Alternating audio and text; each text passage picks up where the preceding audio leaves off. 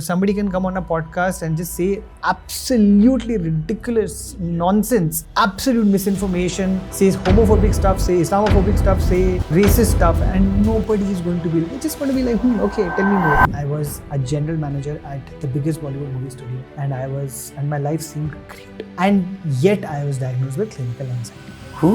What do I see in Bollywood at that same point of time? The films that were constantly playing on television, is that all men are angry? This is Amitabh Bachchan films coming all the time where he's called the angry young man. His anger is glamorous. Men should first and foremost, Rodrigo, be empathetic to themselves. I feel like most men hate themselves. Men are ready to go to war for each other, but they can't cry in front of each other. But before I finish, I'm going to show you a video. Okay.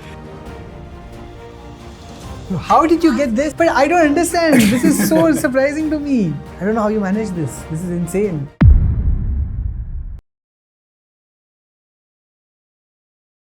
Why are men so lonely? Why do we struggle to share our emotions? Are we trapped by outdated ideas of what it means to be a man? On this episode, Nikhil Taneja shares powerful insights into the root causes of these issues, debunks toxic myths about masculinity, and reveals how can we build a more positive future for men. He also shared his touching story dealing with anxiety. I believe this is an important conversation, not just for men, but also for women. Before we start, please subscribe and like this video to help us create even better content. Enjoy! How do you feel now sitting on the other side? I mean, a lot of times you are sitting on this side. I prefer listening. So whenever I'm sitting on this side, the first thought is, do I have enough new things or interesting insight? Do I actually have the knowledge to be able to say something right now? And it's not coming from humility. I think a lot of it really comes from self-awareness about the fact that how much have I increased my understanding of myself or the world from the last time I would have sat on this side. So every single time I've gone to a podcast, I'm almost hyper aware that, do I have enough new things to say? Do I have more to say? Or am I just repeating myself over and over again? And again, because I talk about masculinity, it's a subject that's really close to my heart. I don't mind talking about those things over and over again, because I feel like we need the entire world to understand it a little better. So that's really what I'm always seeking, How do I make sense of the world, and how do I make sense of my place in the scheme of things? And when because you are very hopeful, but when you see the world going in this direction, how do you handle that? Again, and I think being able to make sense of it is what helps me. And so much of it is, so interestingly, all of this actually comes down to masculinity, right? It is terrible men who have taken over the world. Okay, I mean, very rarely do you see terrible women in power doing terrible things. Some of them, yes, are, but mostly it is just angry, lonely, petulant children masquerading as men. Who just crave for power and then misuse power and do whatever they want with the world in any respect. And for me, it's always about, I think that conversation is dead. I think everything right now is marketing. 80% of the people who go on podcasts are going to kind of just seem important, for them to be seen, be heard, even if they have nothing to contribute, which is valuable. And even if they're saying stuff that is absolutely rubbish, And my big problem with the podcast ecosystem at this point of time, and I'm not shitting on people, but I do find this as a genuine problem. There is no pushback. There is no challenging. Somebody can come on a podcast and just say absolutely ridiculous nonsense. Absolute misinformation, says homophobic stuff, say Islamophobic stuff, say racist stuff, and nobody is going to be, they're just going to be like, okay, tell me more. That's not, and some of the biggest podcasts in the world are doing that at this point of time, right? It's not just an India problem. And we can't just create, I feel like, as conversationalists, even if it's not podcasters, or as curious human people, we can't create a space where anybody can say anything. The intention is to actually be able to push back and understand, okay, even if you say this, Do you really believe it? And if you believe it, explain the root of your belief. At least challenge that person to get to the depth of that belief system, because I'm telling you, most of these belief systems are absolutely shallow. Yeah, I agree with you. Yeah. I think there's a role for us to we also have a responsibility. Absolutely, and I think man. that's what you say. I agree. A lot of podcasters, maybe they focus more on like getting views or rather than trying to get what is real, and get so that people have the right information. See, we have told the boys and men, not only in India but across the world, that their entire job is providing. It's chase money. 80% of the podcasts on the internet are two men talking about finance, success, money, motivation. Right? 80% is just that. This is how you can make it in life. This is how you can make it. This is how you can achieve something. This is how you can be rich, famous, whatever. Get a certain amount of money. There are very few people who are actually talking about emotion, right? There are very few people who are talking about the heart of what makes us human beings. Now, throughout history, or for that matter, even the present at this point, if you're constantly telling men that the only reason for you to be on this planet is to earn money, is to be successful, and if your net worth is what determines your self-worth, so to speak, right? If all your self-worth has to come from your net worth, it has to come from your money, it has to come from the number of homes you own, the number of cars you own, the number of products, materials, and gadgets, or whatever. You put all your time and energy, etc., in chasing that and looking that as your milestone and goalposts, right? It's just materialistic, and it is that productivity. That every minute of our lives should be focused on productivity. That's what we have been told over and over again, and particularly to men. And in this, when you're chasing this, what you're losing out is, first of all, even understanding yourself. Any pause time, any slow time, any meditative time has completely gone. So you don't even have time to understand, why are you doing this? Am I doing this because I want to do this? Am I doing this is because this is what constantly the world is telling me to do? If everybody on the internet is telling me that I am only worthy if I have some net worth, then why should I care about anything else, right? And what is happening on the other hand is, women for the longest time have been told that you are nurturers. You need to nurture. And even though women, and now thankfully and fortunately because of feminism, women have started realizing, no, we can also provide, we can also earn, we can also be ambitious, we can also go after our goals, but they don't lose out on the nurturing. On the other hand, there is no narrative about men when it comes to nurturing. There is no narrative. So while we have told our women that you don't just have to nurture, you can also provide, there is no conversation to men that you don't just have to provide, you can also nurture. There is zero such conversation. So men don't know what it is to nurture. Men have no understanding what it is to nurture themselves and what it is to create nurturing bonds with the world. So as men start growing older, once they have earned that money, once they have figured out what they want to do in life, they start feeling lonely, and they realize that, what do I do about this loneliness? And I know so many people personally who are going through this, right? They've spent their entire life chasing money. They've now made their money. And now at 40 or whatever it is, they're just like, well, I don't have a partner. I don't have anybody who I can go home to, and then as you grow older, it gets tougher to find people, it gets tougher to create those bonds, and you don't even know how to nurture. So even if you marry somebody or you find somebody for yourself, you don't actually know what is the foundation for a nurturing relationship, and if you don't know that, you are constantly angry. That anger you either take out on your partner, or you take it out on yourself, or you take it out on the world.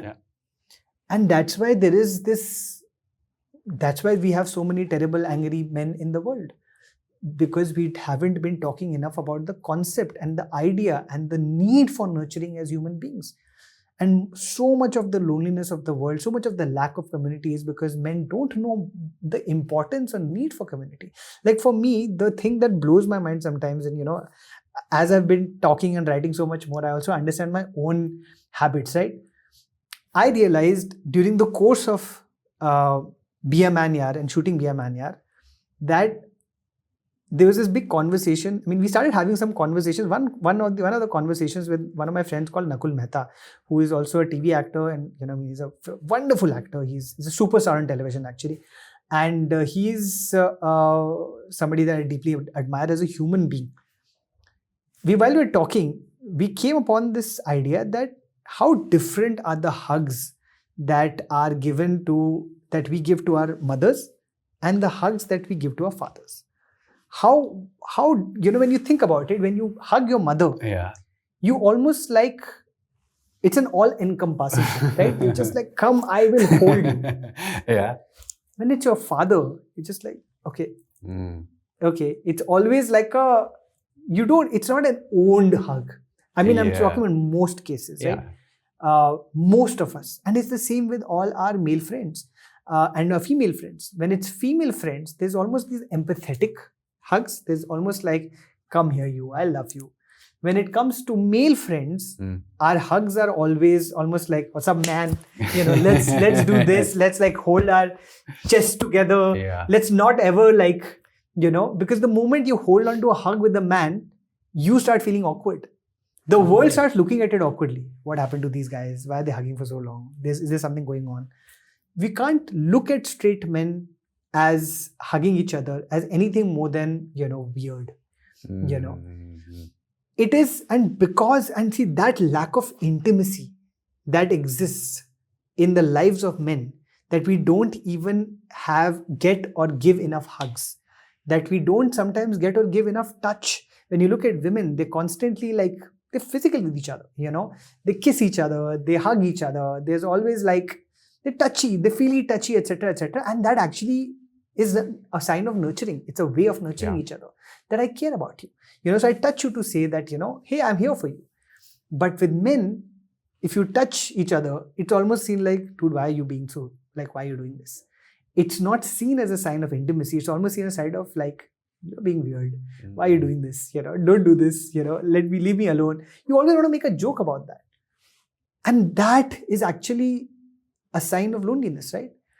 We don't understand, or we don't know how to or receive intimacy from each other. We don't even know where to seek it. So I always say this thing that it's so interesting and so weird and so sad and tragic sometimes that men are ready to go to war for each other, but they can't cry in front of each other, right? Men will look for women who they can break down in front of, but they can't do that in front of a man. According to whatever you research or your experience, what's the root cause for that? It's so interesting. So I do this experiment. I do a lot of these college visits. Okay, I've been to some 180 colleges in India at this point of time. I ask students, tell me, when you think of the word mother, what is the word that comes to your mind when I say mother? Tell me what comes to your mind. It's about love, caring. Love. Yeah. That is literally everywhere I've gone in India, the first word is love, right? Yeah. Now I know your story is different, but I would still ask you, if you could, what do you think that people say when I say, what do you think of the word when it comes to father? I think it's about more success pushing you. Still close, but go ahead. What do you think when I ask students, 18 to 22-year-olds across this country, mother, love, father, what do you see? What is the first word that comes to your mind? Provider.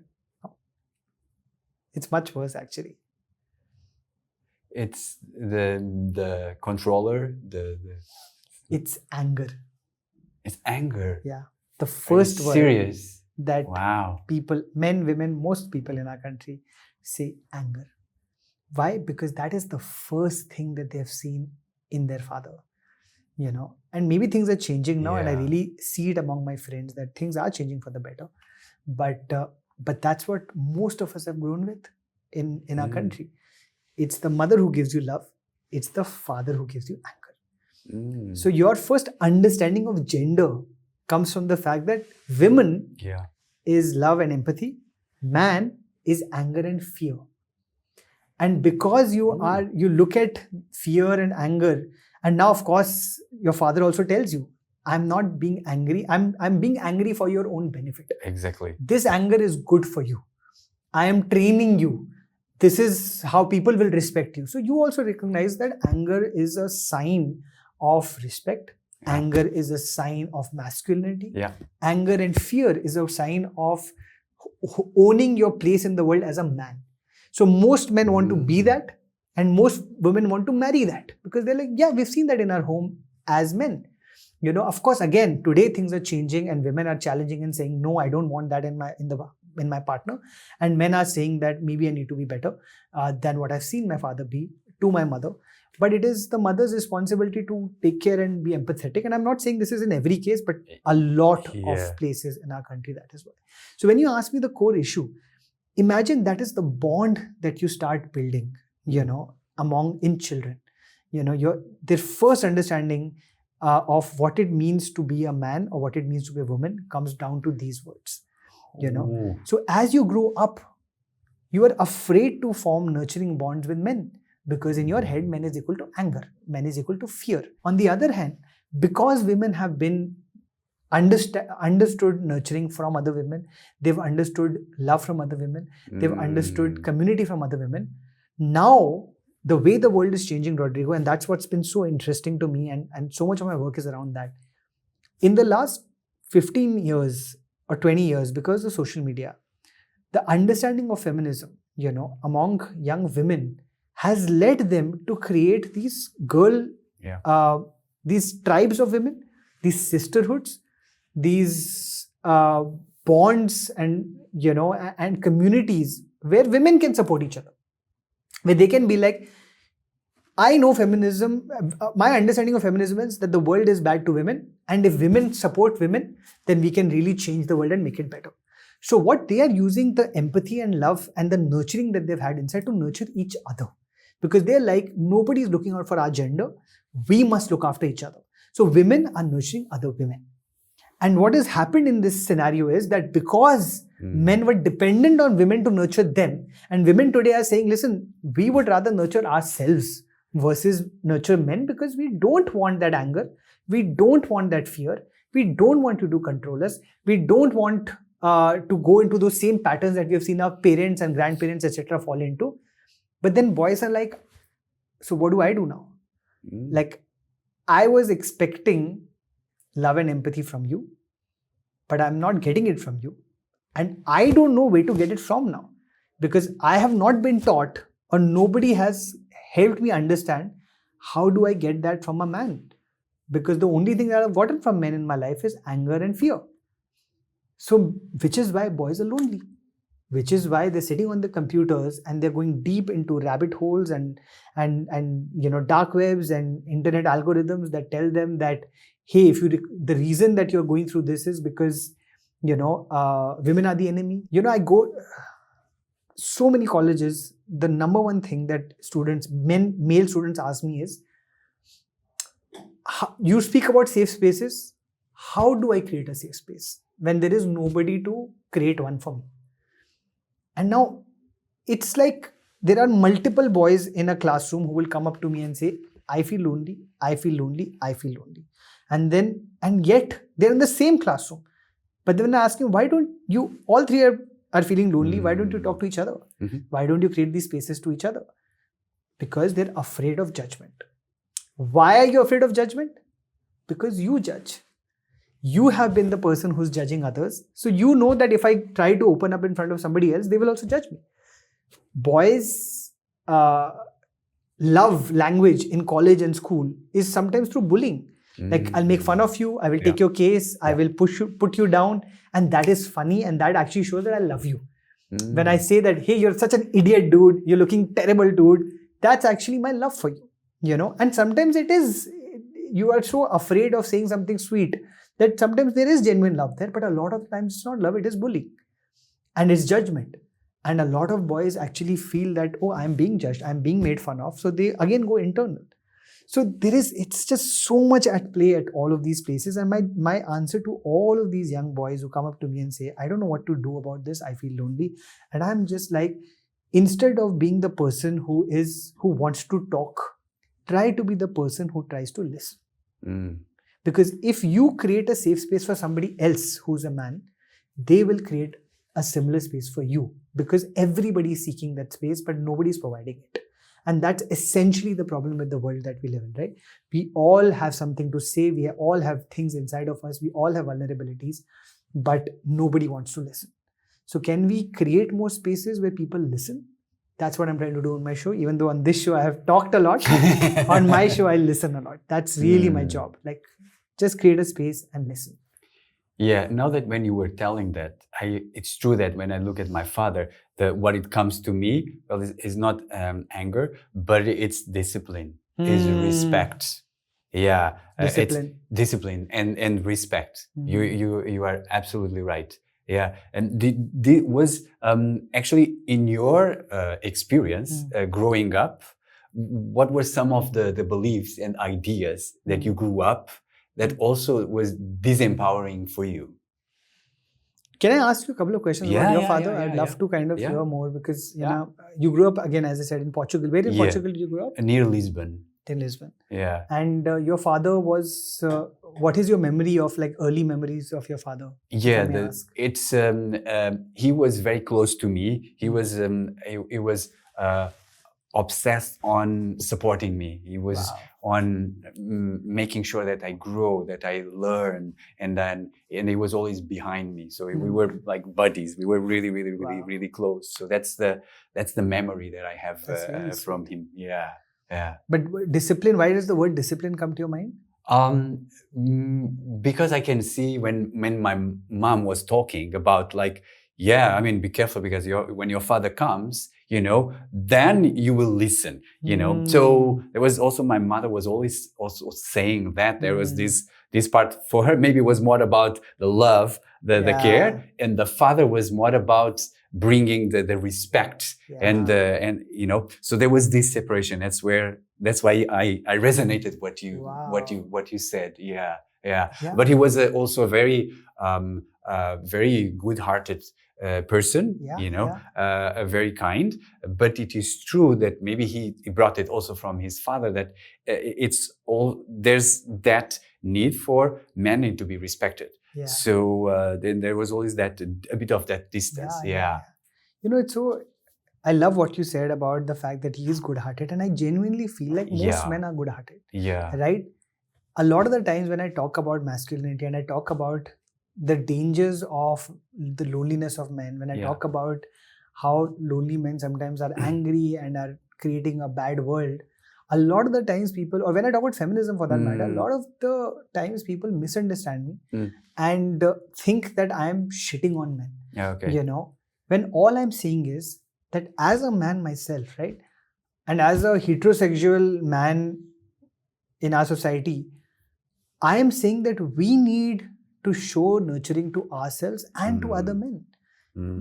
I am just saying, let's stop asking women for that. Let's stop making this about women. Yeah. You know, because I feel like a lot of the times, you know, there are these men's rights movements in India and across the world, which are movements that claim to speak and advocate for men's rights.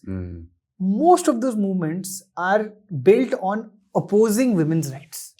They're mostly built on the fact that if women want this, you know, why cannot men have this? It's such a strange thing that like I had, you know, this thing that happened very recently, and just it irritated me so much, you know, and still I believe that there's something kind underneath that. Having said that, I was in a college with for a talk with like a corporate leader who was a woman. We had a conversation around mental health. The first question that somebody asked after that was addressed to the woman, saying, my question is, if women get to wear shorts at work, why don't men get to wear them? Why, first of all, do you think that is the biggest issue? As one of the premium colleges in India, why is that your number one issue?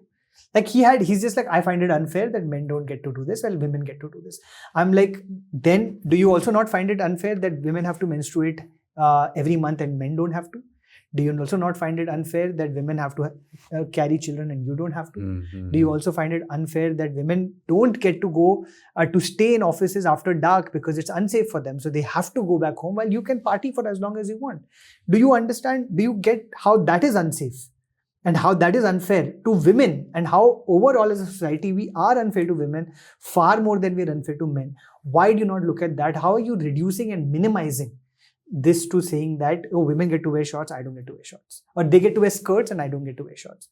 So he obviously did not have an answer to that. But my question, and I also said, and very gently, and I feel like I try to have as gentle as conversation as possible to these men who have these angry questions about women. I asked him, I said, maybe your question is also valid, that why are we imposing dresses on men? Maybe it's a worthy conversation to have, that why do men need to wear full pants or jeans if it's not very comfortable? If you are in a hot city like Bombay, isn't it better for them to be more comfortable and wear shorts?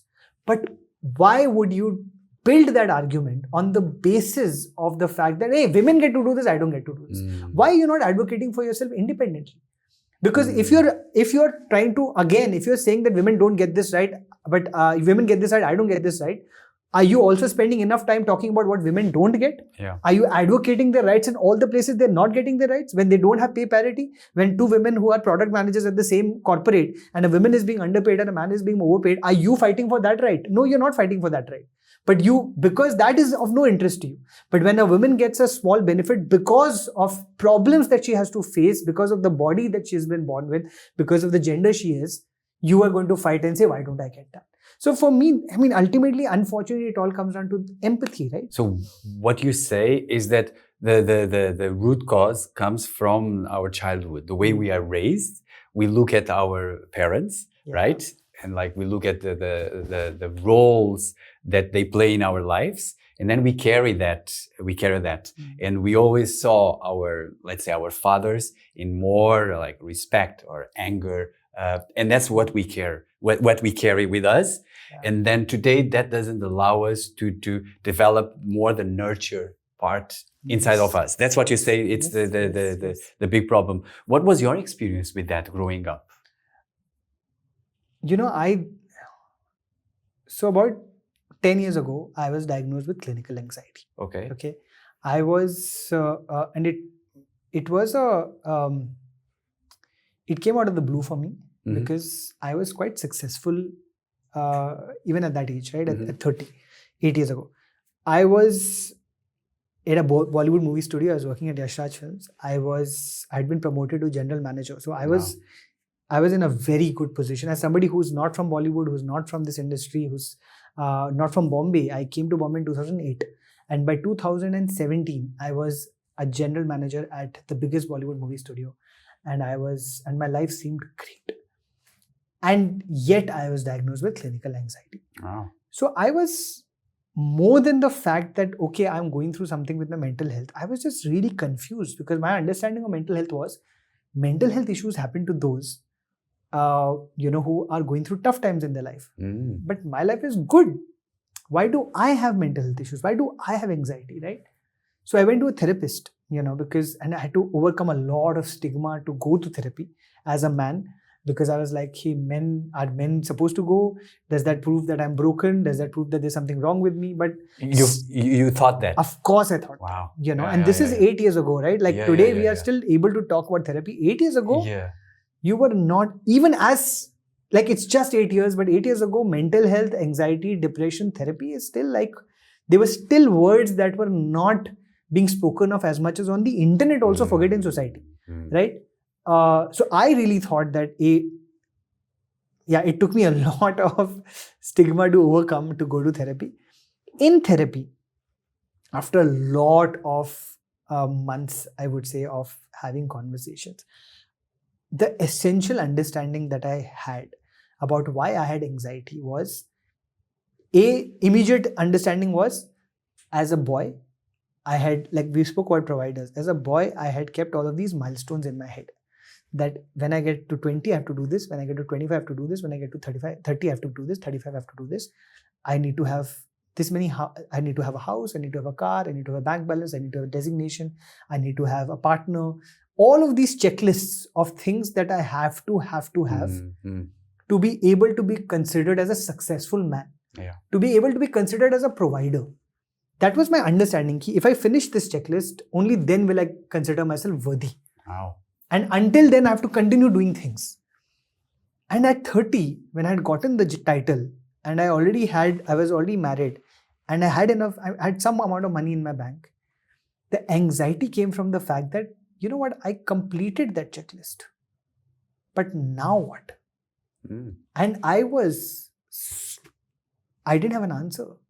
Like, what happens when you are told by society that this is your checklist as a boy, and this is the story you have to live, and then you live that story and you complete that checklist, and then society is gone. Society is like, okay, great, you are now productive member of society, keep it up.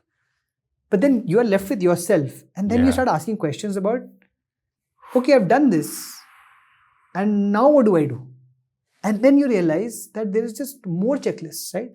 There's more goals that you can put. Okay, I've gotten to this level of success. Now the only thing I have to do is get more successful.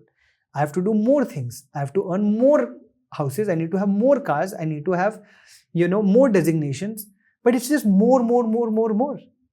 So I realized in therapy, my anxiety came from the fact that I was actually living a story that was given to me by society. I was not living a story that I had given to myself or I had written for myself. And I feel like when you ask me that question, my answer, this is to say that when I was young, I didn't have I wanted to be a writer. I was always a good storyteller.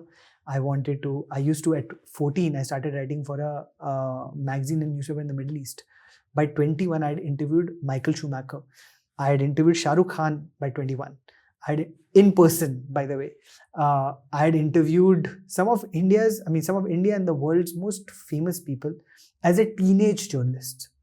And yet, I was asked to do engineering because that's what a man does. So if I would have written my story, or if I would have had a sense of my story, I would have been like, hey, I should do arts because I'm good at this. But I had to do engineering because I was a boy. And I couldn't even push back because at that point of time, there were no alternate stories. There were no alternate narratives. There was no Instagram. There was no Facebook. There was no social media. So I didn't even have examples to say, hey, look at this guy who's also doing this. It was like I was told, you're a boy, so hence you have to do engineering. And because that's what boys do. So I said, okay. So I had all of these dreams and passions and I had to put them on the side and I had to go for engineering. Now I finished engineering and then I got back to this anyway because I realized that's what drives me as a human being. But it was a long and hard fight and battle. And even while I was doing things in the media industry, I could have been doing the most beautiful things, but I would be unhappy because I was like, hey, but I'm not earning this kind of money. Hey, but I'm not getting this designation. Hey, but I'm not gotten that kind of success that will make my parents proud because my engineering friends have been able to do this at 25. But am I doing this? No. My engineering friends are doing this at this age. Am I doing this? No. So my entire life was constant comparison on who is a better boy. Am I a good boy? Is the other guy a good boy? Who's earning the most? Who is doing this? Who is doing that? And that's where my anxiety came from. It came from the fact that no matter what I was achieving, it was never good enough. And even after I achieved enough things to make my parents say, yes, we are proud of you, I realized that the only thing to be done now is more achieving. And and that's the cycle of life. All you're doing is that. So I kind of broke my anxiety. My anxiety in many ways broke me. Like I kind of broke apart at that point of time. I had to quit my job. I had to quit my career. I had to take a sabbatical from work. For about 8 months, I didn't do any work. I just spent time on my mental health. I was like, I can't function. I would get panic attacks every day, and this is at the peak of my career, by the way. This is at having made it in Bollywood in India, after having made 4 of the most successful web series in India. So I made 4 of the first 10 web series ever made in India. Bang Baaja Baaraat, Man's World, Ladies Room, Pappu and Papa, which are today sitting on 50-60 million views each on YouTube. From the third web series ever made to the 7th, 8th web series ever made in India were produced by me. Like most people don't even know that, by the way. Like they know me through yuvaa, then they go back and I tell them I have made Man's World or Bang Baaja Baaraat. They're like, what? And after being that successful, I quit my beautiful job at I think the biggest Bollywood movie studio because I had broken. I realized that I had only gotten there living a story that was given to me, and I was constantly fighting. And I wanted to take a break to understand what should my story be. And that's where I restarted. And then of course yuvaa came out of that, Be a Mania came out of that, etc. etc. But that's what it is. Yeah, I feel like, Rodrigo, all of us are given stories, these narratives as boys, girls, people of any other gender about the life we must lead, as part of society. And most of us spend most of our time in trying to lead those lives to impress somebody else, whether it is your parents, whether it is your teachers, whether it is your siblings, whether it is your relatives, whether it is society. You're not doing it authentically. You're not doing it for yourself. It's like what you said, something bigger, right? We don't know. We don't even have, like you had to recognize that there was something bigger in life and you had, and I feel like, I hope if all of us, as particularly men, if we can recognize it early enough that there is a better life out for us, if at all we shatter the stereotypes that come with masculinity, I think all of us can live such more authentic lives. Look at you, you're so peaceful right now in doing the things you love, man. I hope that all of us get to do that. Wow, thank you for sharing that. It's thank you. Well, you had to go through a tough time. That was the positives to see the other side, and that's where you are today in a better place. Maybe a lot of our audience, they might be in that same situation as you. Maybe you can share what were some of the symptoms, because you didn't know what was happening. But there were some symptoms there. What were some of the symptoms that you were feeling? So I used to, anxiety, and I explain anxiety as, for those people who have been on an airplane, you hit turbulence, and then your heart sinks, right? And you're like, oh shit. And you think that something might happen to the plane. I feel like anxiety is that turbulence all the time. It's like your heart is sinking all the time. And you know that the plane is going to crash. Like your life is going to crash, but there's nothing you can do about it. That's how I think anxiety is. So I didn't know the term anxiety at that point. I had no understanding, right? I just knew something was happening to my body where, as an example, everything would get me to be nervous or get me to be overthinking. Or, John Green has written a book about this, Turtles All the Way Down, where he calls anxious thoughts as thought spirals. Where, as an example, remember this one day where I woke up in the morning and I got ready for work. This is when I was at Yash Raj. I was 29, 30 at that point, I suppose, right? I've ordered an Uber. The first Uber who was supposed to come to home cancelled, just about reaching. Then I tried to find another Uber and it took me like 5 more minutes. And I started getting anxious about this. Oh, okay. So if the Uber comes 5 minutes late, that means that I will be stuck in traffic like 10 minutes longer. Which means that I will reach office by 15 more minutes. The first 15 minutes of the day were only for me to calm myself down. I've lost that. I have to immediately get into the first meeting. That first meeting was the meeting that I would have had to work on while I was in that 15 minutes Zen zone. But now I don't get that. So I'm going to inevitably fuck up my first meeting. Because I'm supposed to present something in that meeting. And I know that I will not be able to present because now I'm late. And because I will do a terrible job of presenting in that meeting, my boss is going to come to me at the end of the meeting and say, well, you suck. Why have we made you GM? We've given you such a big promotion and you can't do a simple presentation. And then he'll just be like, maybe I was wrong about it. Maybe you should not be GM. Maybe we should just demote you again. And then the money that I've been given, which made my parents proud, I would have to think that money is I don't deserve that money. And eventually because of that, I will lose my job. So if I'm going to lose my job anyway, if nothing is going to work out anyway, why am I even trying to find this Uber?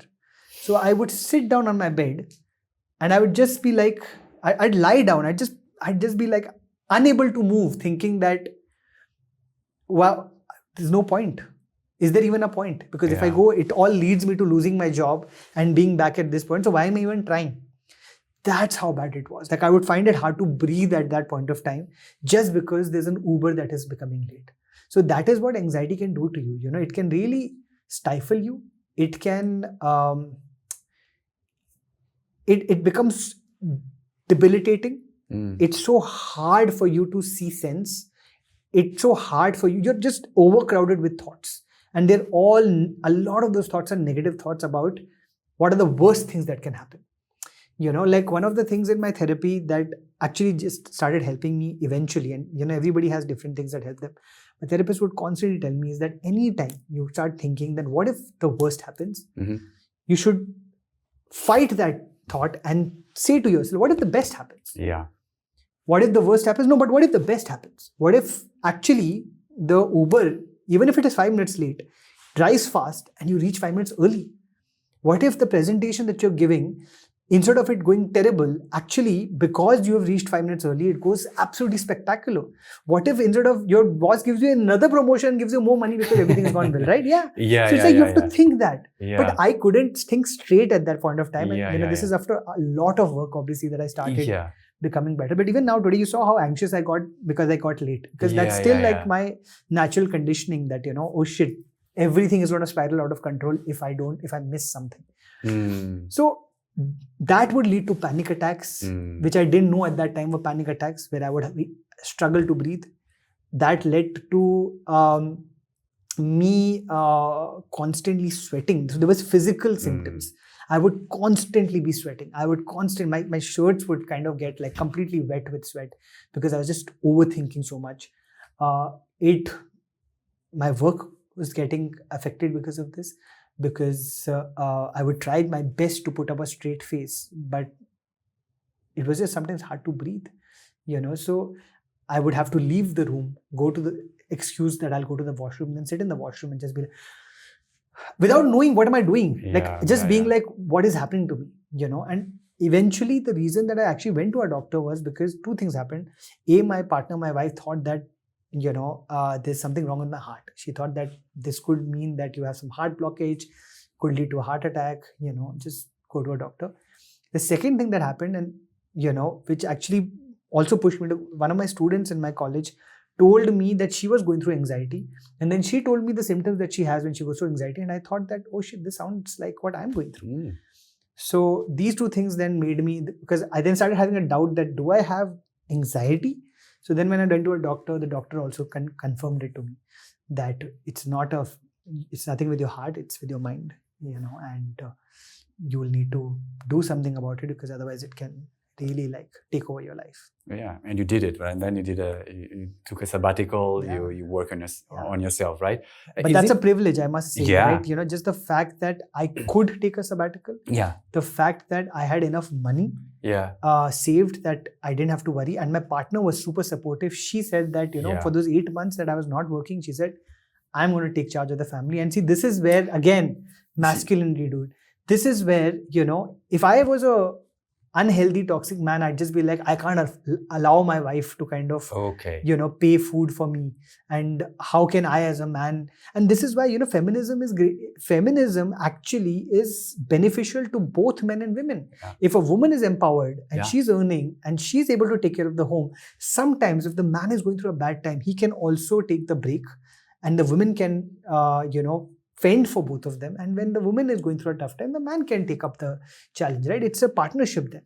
So I'm so grateful that my wife at that point of time supported me and said that, you know, don't worry, take as long as you want. I'll earn for us. And when you are in a good place, then you go for it, you know. And today, touch wood, like things have really like changed for both of us. Nice. So is it fair, as far as I understood what you say, so on one side, we get to see the example from our fathers, let's say the figures, and then we incorporate that as being what is normal to be a man, right?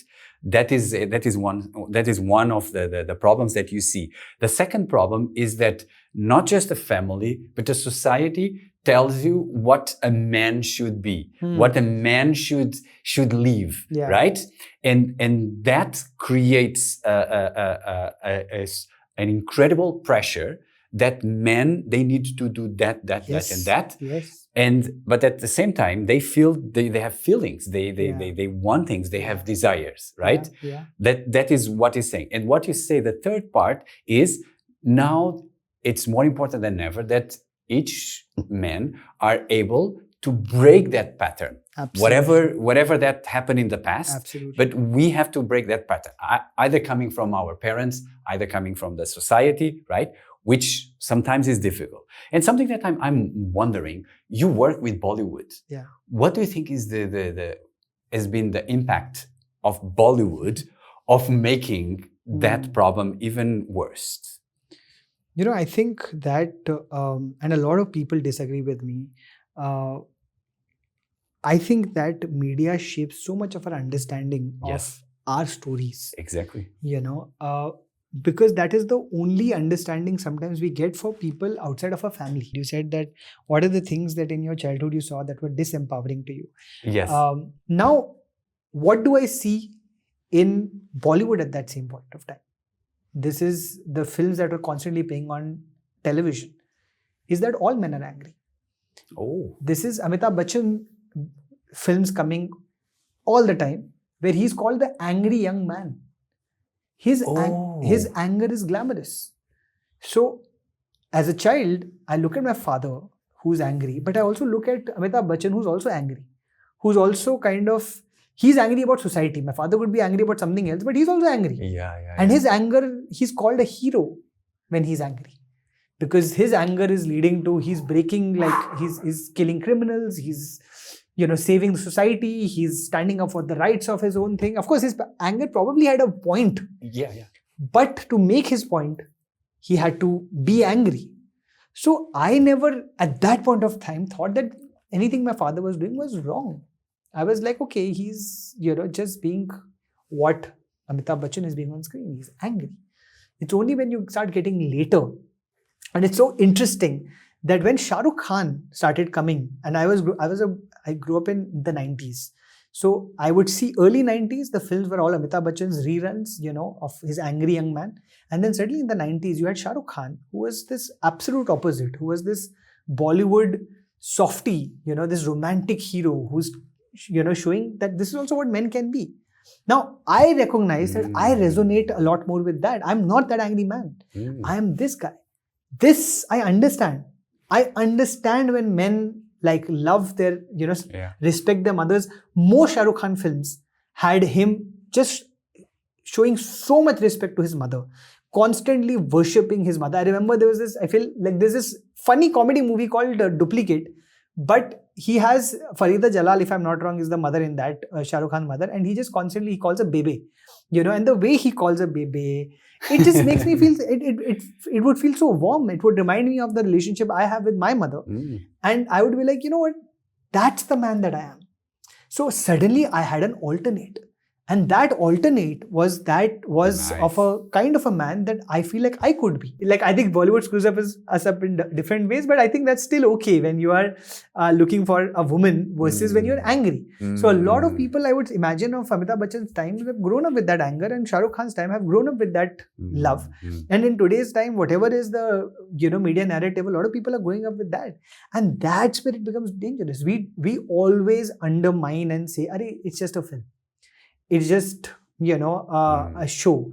It's just, if you don't want to take it, don't take it." But we do take it. Exactly. You don't want to means what? If the biggest film of your time today is going to be Arjun Reddy, it is going to be Kabir Singh, it is going to be Animal, it is going to be Pushpa, which is showing a certain kind of, again, animalistic hero who misbehaves with the woman, who is constantly punishing people, who's angry, who's violent, who talks about what it means to be a man. And man means somebody who has a big beard, who kills people, who murders people, who says all kinds of cruel things. If you are showcasing that as masculinity and say, oh, it's just a film, it's not. When people are watching that, and it's not just one example, right? It's like they watch 5 such films because unfortunately our Bollywood producers, if they see one thing working, they're let's make 10 more of this.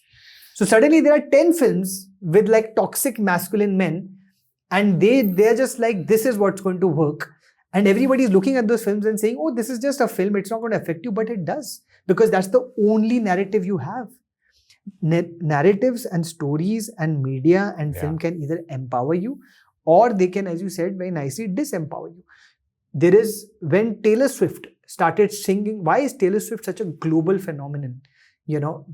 She is being played in the biggest, concerts and studios and shops and stores in the world, but she's also being played in the smallest villages and towns, etc., across globally. Why?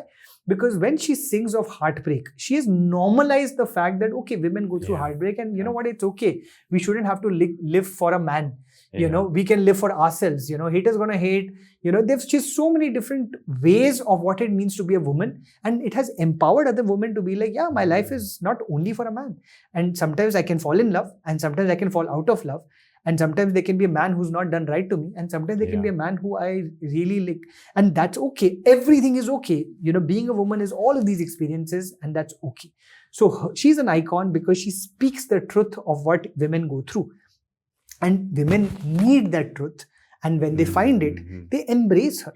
On the other hand, the only truth that we are putting out to men in this world is that men are angry, that men are pissed, that men are treating women wrong. And so other young boys who are growing up right now, seeing all of these narratives, will start believing that this is what it is. And hence I keep coming back to, we need alternates. And we need people to be brave and courageous enough to create those alternates. We need more Shah Rukh Khan. We need more men to kind of be like, hey, you know what? I am going to lean into my soft, sensitive, vulnerable side of my life without only talking about the toxic, angry, etc., because there can be all kinds of masculinity. And every kind of a man is still a man. You just don't need to be one kind of alpha man to be seen as a man. You could be a sweet, sensitive, kind man. You could be, having this gentle podcast studio and be wearing a kurta, and you're no less a man than that guy who is, screaming on the top of his voice and, carrying a machine gun to kill people. So basically what you're saying, we need more role models of what it is, the new masculinity. Right? Absolutely. That's what you say. Absolutely. Maybe we can now enter into understanding what does the new wave of masculinity means. Maybe you can share who's a good example, let's say in Bollywood, that we can look, that you think has the characteristics of what masculinity should be today. Yeah. I would always still say Shah Rukh Khan, So it's very interesting, right? But why? Tell me why. Yeah. So last year, when season 1 of Be a Man Yaar came out, is the same year where this film, which is an ultra-violent, ultra-angry film called Animal, came out. Yeah. By Sandeep Vanga Reddy, right? And that film did 300 crores. It became one of the biggest hits in Indian cinema. The same year, a tiny show like mine, which is Be a Man Yaar, also came. But because my show was talking about positive and healthy masculinity, all the journalists started calling me to be like, hey, you are making a show about positive masculinity, but in the same year, Animal has been a super hit and it's made 300 crores. So then do you even think that positive masculinity can work? Wow. Because this is what's making the money. Yeah. And every single time I would have this conversation, I would say, I want to tell you, I don't want to talk about Animal today, but I want to talk about Shah Rukh Khan. And I want to tell you, in the same year that Animal has been a 300 crore hit, there are two films that have made 500 crores. One is Pathaan and one is Jawan, and both are by Shah Rukh Khan. Now, both of them are action films. Both of them are also violent films in some way. Having said that, in both the films, unlike an Animal, Shah Rukh Khan has shown a gentle side of masculinity that we're not seeing in the other films. And there were so many examples that I'm going to now say here that I constantly tell the journalists, why don't you write about this? So there's an Indian man, Shah Rukh Khan. There's a Pakistani woman who's played, whose character is being played by Deepika Padukone. Pakistani woman betrays an Indian man, but the Indian man does not mistreat her. At no point says that, oh, you are a Pakistani, oh, you are a woman, and I'm going to now show you your, who you should be, or, your place in this world, which is what Animal does. He, in fact, advocates for the fact that she should be treated with respect, Why, even if she is not, an ally anymore, even if she's betrayed me, she's still a woman who deserves respect. And that's how he treats her. In that film, again, his boss is a woman and she's the one, and he never questions her.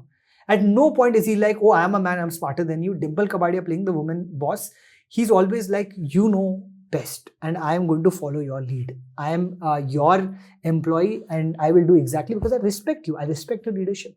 So multiple examples in Pathan of a man so secure about his masculinity and he's still the hero of the film. In Jawan, the opening scene when he sees the girl, the woman who is to be his wife, Nayantara's character, she's a cop in the film and he's playing like, somebody who wants to marry her in arranged marriage. When she's coming, he's so nervous that he's like, there is a cup in his hand and the cup falls down because he's just like, wow, you're so amazing. You are like tough and cool and warm and beautiful. That nervousness of a man showcasing his nervousness is just so beautiful to see.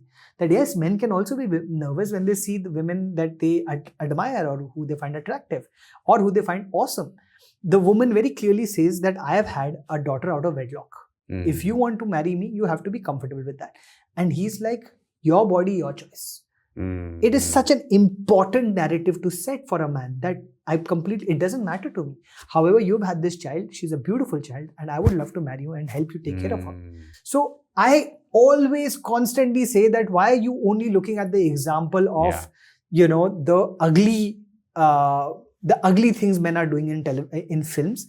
Why are you not also uplifting and amplifying the examples of the beautiful things men are doing in film? The same year Rocky and Rani came, where Ranveer's character had this dialogue which has become so famous. There is a point in the film where, and he plays this, hyper masculine Delhi boy, but there's a point in this film that the love of his life, Alia Bhatt, kind of tells him, she starts screaming at him and he's like, can you please just calm down? I am fragile.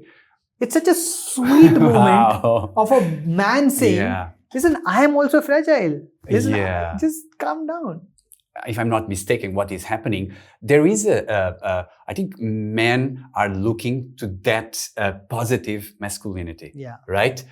But I think there's a path to go through, because the society still sees men as what were the examples in the past, right? And one thing that you're saying that I'm understanding from you is media has had a big impact creating that narrative. And of course, media is going to take whatever time it takes to shape that. Now, at our level as a man, what can we do in order to start changing that individually in our lives? We have to fight, and resist the urge to be, it's very easy, I feel, to be mean, very easy to be cruel, very easy to be angry. I think it's much harder to be compassionate, to be sensitive, to be vulnerable. It takes a lot of strength. But what I've also seen is that when you overcome that, when you actually get to that place where you are able to be naturally empathetic and compassionate and kind, and you're able to find that courage inside of you, your life is so much better because you get that community. People seek empathetic people. I would say men should first and foremost, Rodrigo, be empathetic to themselves. I feel like most men hate themselves. I feel like most of us are unhappy with ourselves and we take that anger out into the world. Be kind to yourself. If you have failed, be kind to yourself. If you're in pain, be kind to yourself. If you're not able to make it, be kind to yourself. If you're not able to find a partner, be kind to yourself. If you're lonely, be kind to yourself. If you're angry, be kind to yourself. Be gentle. Forgive yourself. I know the society makes you feel like this is all you'll ever be, but that's not true. You are more than that. You're going to be more than that, but you have to fight it. And the only way to fight it is through compassion and through empathy and through kindness. And it has to start at yourself. And if you're kind to yourself, I can promise you, you will also have in it to be kind to others. And when you're kind to others, you wait and see how beautiful the world becomes in return. So, I feel like we should start with ourselves. Whew. How do you feel right now? I don't even know how much time it has been since we've been talking. So I really feel happy and that you've created this wonderful space, Rodrigo. I feel like this studio, your calm energy. I came and start talking about like how the world sucks. I ended by talking about how we should all be kind. So I've also gone through a journey, and I feel like it's full credit to you that you're such a beautiful, wonderful listener. And I think, as I said earlier, I think all of us need to be those listeners to create a compassionate world. This was awesome. It was really, really, really, really awesome. But before I finish, I have one more question that someone asked. That it's not me that is going to ask. I'm going to show you a video. Okay. And then you're just going to end with this. Okay. Yeah? Can I, before you show me the video, I feel like I still don't know. I mean, I hope we have another subsequent conversation where I also get to know a little bit about you. But because you've also said that you live your life through kindness, I'm just curious about one thing. When did you choose this as the way to be? Like, as somebody, you could have also kind of chosen, as you said, it's a decision, right? You could have chosen anything as your central guiding light. Why would you choose? Because I can see it and I feel it, Rodrigo. I feel like you're such a kind person. I feel it in this space. And I feel like that's also why I was able to be so comfortable speaking with you. So I'd love to know, like, if there is a story behind why you chose that as a decision. Yeah, I think you made me think. And what comes to me now, I think on one side, I got it from my family. But the most important is that I started traveling and I travel around the world. So I've been to more than 70 countries and I travel a lot backpacking on my own. And I understood, I connected with so many people, And the way for you to go on this world, interacting with the world, when you act with kindness, a lot of things happen to you. So I could see around the world so many people coming to me, and could see the more kind I was, the more I was attracting more positive things. And when I was traveling around the world, so many incredible things happened to me, because of that kindness, because I was able to listen to people, to be empathic. And it comes from there. That's why I said it can be built, it can be trained as a muscle. So that's where it came to me, was through going out of my comfort zone, traveling alone, and understanding that in order to navigate the world, kindness will help me even when I'm traveling. It's the most important thing that I can have. Can you share an example of like when you put out kindness into the world and you were rewarded, or somebody being kind to you? I always love hearing those stories of kindness in action. Yeah, I think I had one of the most impactful experience that I had. I decided to quit my job and I travel around the world. I also took a sabbatical, and I ended up in Mozambique. And I did a project. I just wanted to give back. I worked in corporate. It was about profit, and then I wanted to do something on my own. And for me, I went into an orphanage. There were 26 kids, like they were from backgrounds. A lot of them, they've been raped and they came from the streets, the most horrible profiles that we can imagine. And for me, I didn't know how to interact with them, but I was just kind with the kids. And I was just, all the time, there was kindness with them. And they responded to me with kindness. And I was just so inside that mission that I want to help them. I was just wanting to give back. That people saw me with so much care and so much positive. So meaning like these kids, they were so harsh, but because I was kind with them, they start becoming kinder with me, and I could see that impact also on them. Wow. Man, I'm sure you have so many more stories like this. Yeah. Wow.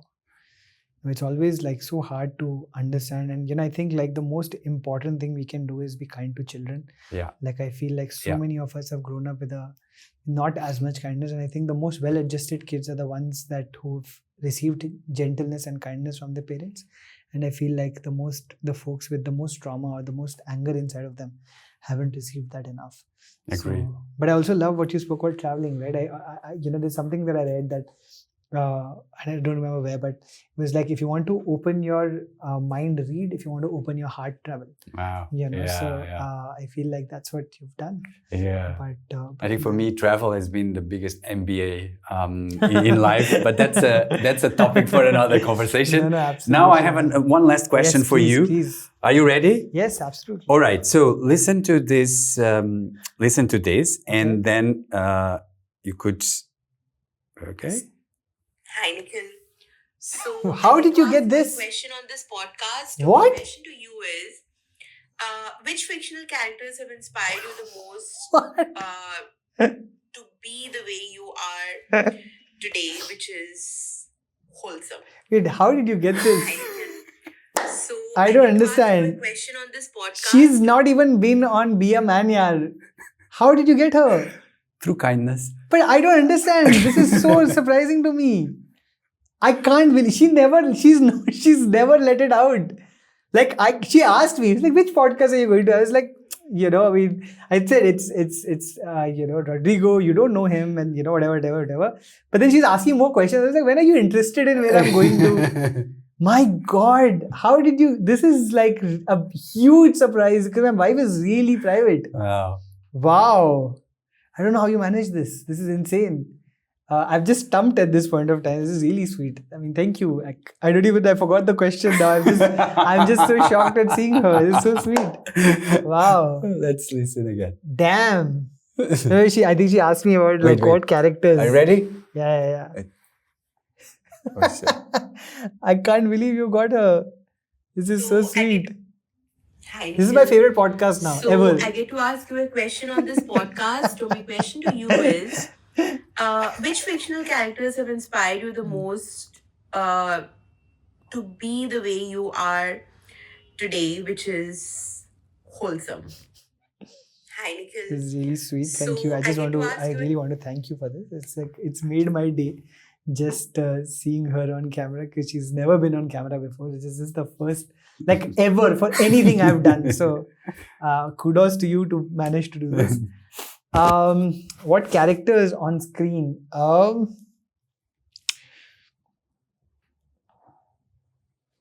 mean, I don't want to risk repeating myself. So, it's interesting. My father used to be obsessed with this Bollywood personality called Dev Anand. There's a legendary actor in India. And I've said this story on my show also before. I don't know how many people still remember that. But I think because I kept thinking that, why did I get interested in films? My father is a banker. He has no interest in this. And then I realized that my father was always working outside. And as he would be working at his job and he'd come late at night, to unwind, he would always put on a movie, which was typically a Dev Anand film. And then he would call me and ask me, do you want to watch it with me?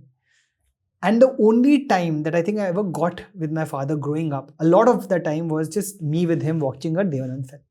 So Dev Anand actually became like a spirit animal, I suppose. There's a lot of songs that he has that I kept, like, even a couple of days ago, someone asked me what's one of my favorite songs. And there's so many lovely songs that I love as an adult. But it's a Dev Anand song that comes to mind always, which is Hum hai rahi pyar ke, हमसे कुछ ना बोलिए, जो भी प्यार से मिला हम उसी के हो लिए. It says that we are travelers with love and of love.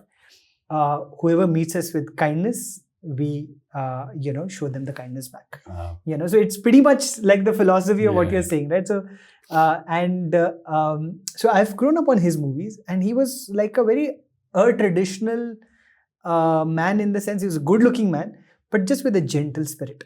So you would never, I've seen films of him also fighting, etc., but most of his films were like love stories. He would have this gentle heart. He would be always spreading some love or light in the world. And it is his characters that first, I would imagine, inspired me as to have a spirit also which was gentle. And again, I feel like that impact was far more deeper because that was the only time that I spent with my dad.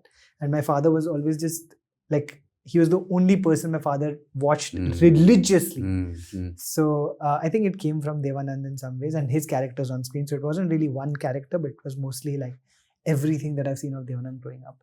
and especially his romantic films, and especially his songs, which were sung by the great Kishore Kumar or the great Mohammed Rafi.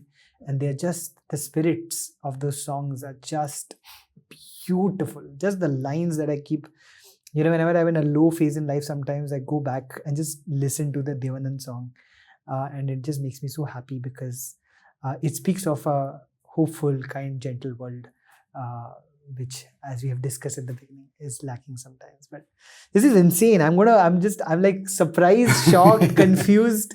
I thought you'd get like some, somebody who's been on my show or whatever it is, this is like really surprising. Thank you. I don't know how you managed to convince her because she never does this. I'm just boggled right now. She's never been on camera ever, for anything. So, wow. She was very sweet. I'm very grateful that she did that because I wanted to have a question from someone that knows you well. Wow. So that was the way I thought would be a nice way to end the podcast. Man, Nikhil, this was the biggest smile on my face. And just think about it. I came into this podcast like screaming about how the world sucks, and I'm ending by like the biggest smile on the face. All thanks to you, Rodrigo. You're like a magician in like turning people's aura around, no matter if they've been in bad traffic and are angry with the world. You make them feel peaceful and kind inside. I'm grateful for that. And I feel like after this conversation, I feel like, I think we'll keep meeting. I think we'll keep in touch. I would want to do that. So even if you're going away from India, you're going all over the world, please know that you have a friend here. And whenever you need something from me, I'm here for you. Especially like you managed to convince my wife. Like, I'm a fan of yours, man. I don't know how you managed to do that. It's insane. Like, yeah, for this in itself, I'm like now indebted to you.